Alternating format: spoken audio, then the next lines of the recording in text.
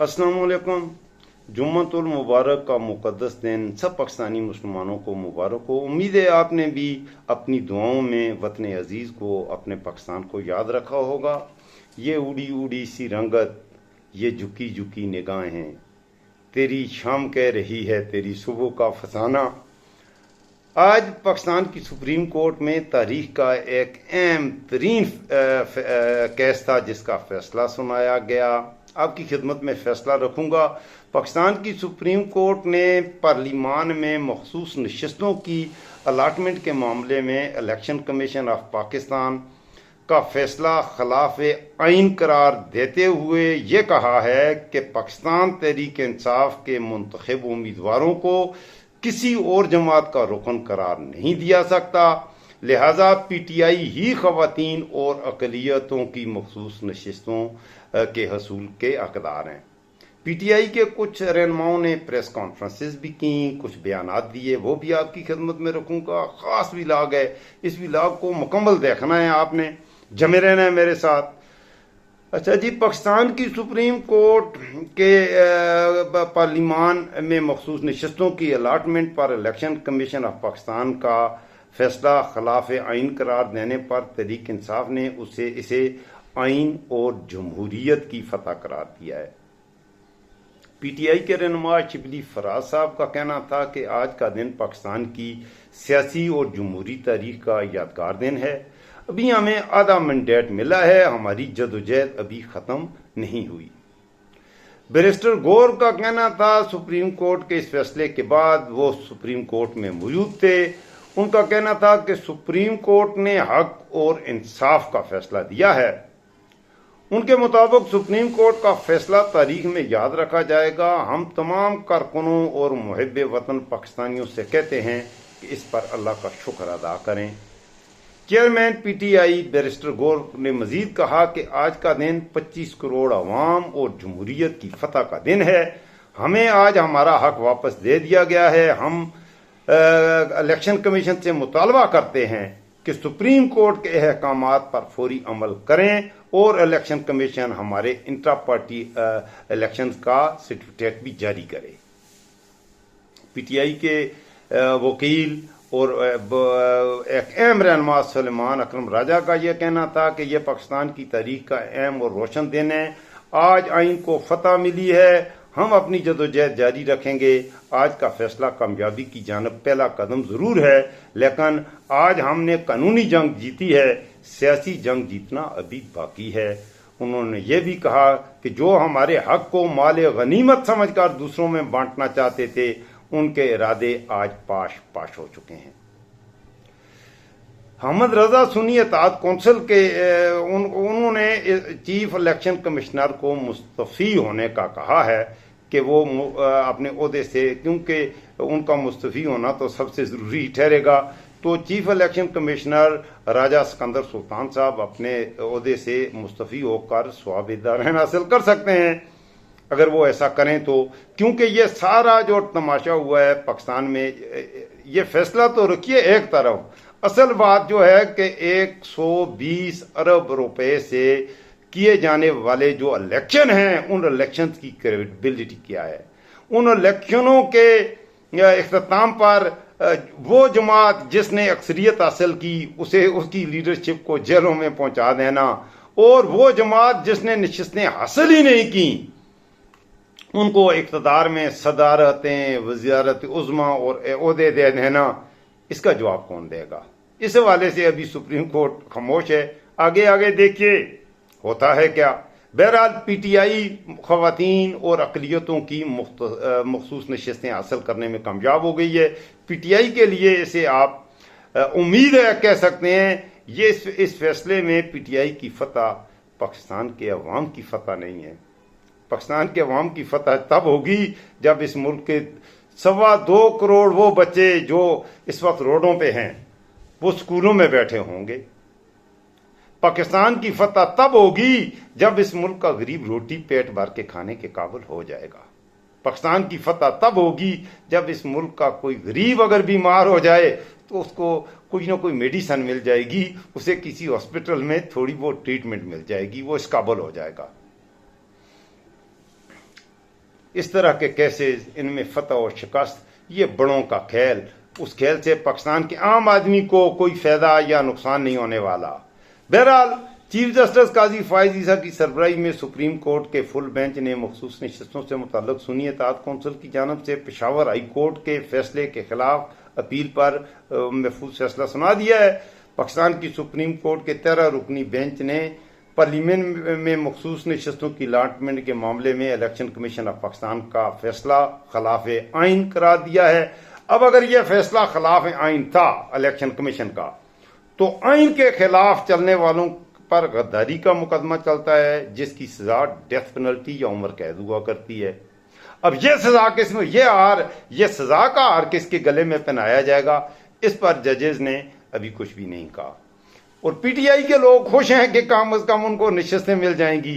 ये खुशी इतनी बड़ी खुशी की बात यह नहीं है। खुशी की बात तब होगी जिन्होंने इस मुल्क को बर्बाद किया, जिन्होंने इस मुल्क के आइन को तोड़ा, जिन्होंने इस मुल्क के आइन के साथ मजाक बनाया। इस्लामाबाद हाई कोर्ट के जजेस ये खत लिखने पर मजबूर हुए कि हमारे मामलात में एजेंसियों की मुदाखलत खत्म की जाए। इन सवालों के जवाब भी तलाश करने की जरूरत है। बहरहाल सुप्रीम कोर्ट का यह अक्सरियती फैसला था और 13 में से 8 जजों ने इसकी हिमायत की, जबकि चीफ जस्टिस काजी फायज ईसा समेत 5 जजों ने इस फैसले की मुखालफत की।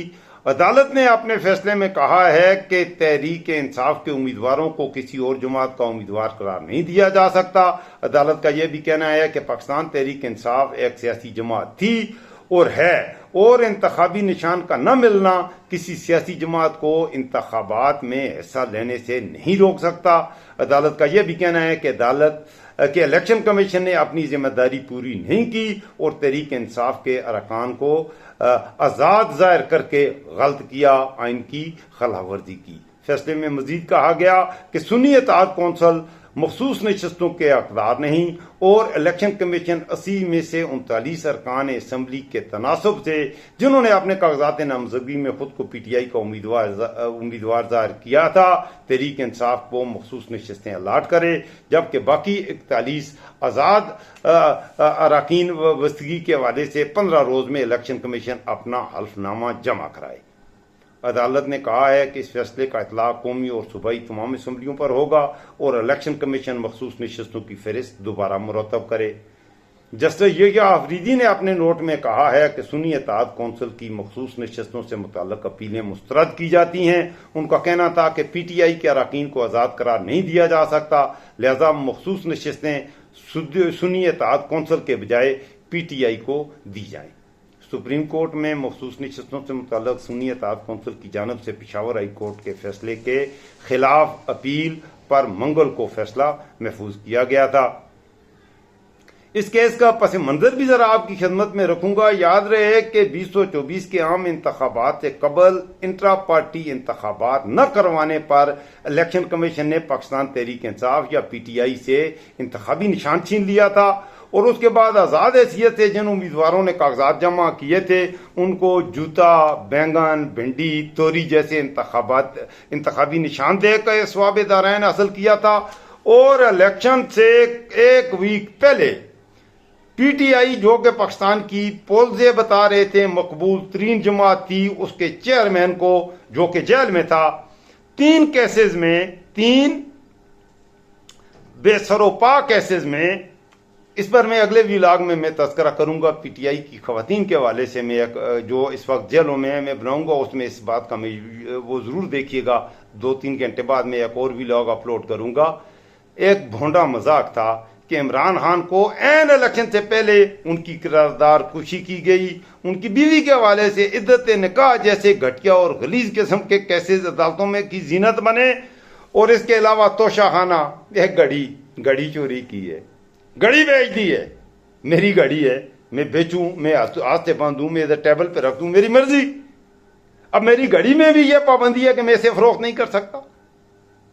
बहरहाल वो केस। और फिर साइफर केस, पहले कहते थे साइफर नाम की कोई चीज है नहीं।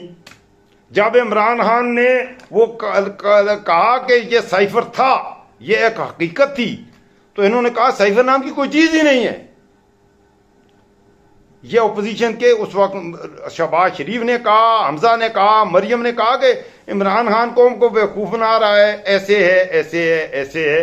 और बाद में अब उसी साइफर केस में इमरान खान साहब को कैद की सजा भी सुना दी। साइफर नहीं था, फिर सजा किस बात की?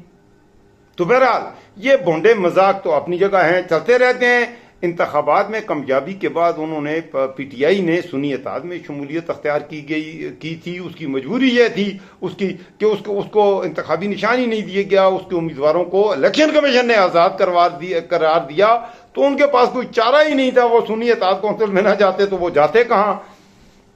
याद रहे कि 4 मार्च को इलेक्शन कमीशन ऑफ पाकिस्तान ने सुन्नी इत्तेहाद कौंसिल को मखसूस नशिस्तें अलाट करने की दरख्वास्त मुस्तरद कर दी थी। 6 मई को सुप्रीम कोर्ट ने 14 मार्च के पेशावर हाई कोर्ट के फैसले के साथ साथ 1 मार्च का इलेक्शन कमीशन ऑफ पाकिस्तान के सुन्नी इत्तेहाद कौंसिल को खवातीन और अक़लियतों के लिए मखसूस नशिस्तों से महरूम करने के फैसले को मुअत्तल करने वाला मामला लार्जर बेंच को इरसाल कर दिया गया था। ताहम इससे कबल 3 मई को पाकिस्तान तहरीक इंसाफ पीटीआई को मखसूस नशिस्तें न मिलने का मुकदमा सुप्रीम कोर्ट में समाअत के लिए मुकर्रर हो गया था। याद रहे कि 4 मार्च को इलेक्शन कमीशन ऑफ पाकिस्तान ने सुन्नी इत्तेहाद कौंसिल को मखसूस नशिस्तें अलाट करने की दरख्वास्तें मुस्तरद कर दी थी। ये खटपुतली ड्रामा था, होता रहा, क्या कुछ होता रहा, बयान करने के काबिल नहीं है। क्या क्या तमाशे लगे, किस किस जज ने। अच्छा, आज जो था, जो मैं देख रहा था, आपने भी देखा होगा, जरा दोबारा देख लीजिएगा। वो जज जो कभी लतीफे सुनाते थे, उनकी मुस्कुराहटें थी, आज उनकी मुस्कुराहटें गायब थी। और 8-5 के हिसाब से ये फैसला हुआ है। और काजी फायज ईसा के चेहरे की उसी वाले से मैंने कहा था, ये शेर शुरू में पढ़ा था, इस विला को यहीं खत्म करूंगा।